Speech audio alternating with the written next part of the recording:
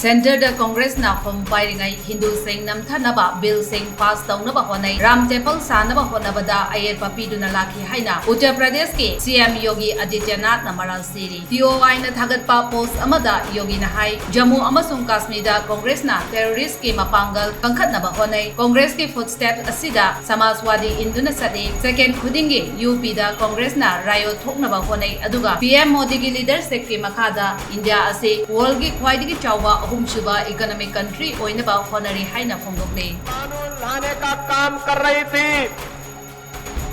देश में राम सेतु को तोड़ने का कार्य कर रही थी। अयोध्या में राम मंदिर के मार्ग में बाधक बन रही थी।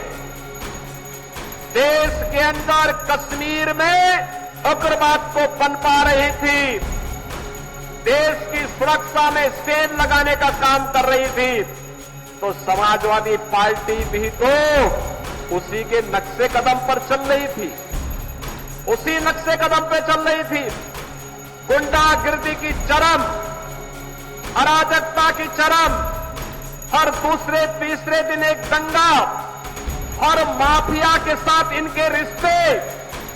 और समाजवादी पार्टी तो ये माफिया और अपराधियों के सामने, दुर्दांत माफिया और अपराधियों के सामने नाक रगड़ते थे और अपने संस्कार के अनुरूप धर्माचार्यों को ये माफिया बोलते हैं। इनकी प्रवृत्ति तो देखो, औरंगजेब की आत्मा सचमुच इनके अंदर घुस चुकी है। औरंगजेब की आत्मा किस कदर घुस चुकी है कि भारत की धर्म और संस्कृति के प्रतीक धर्माचार्य को माफिया कहते हैं।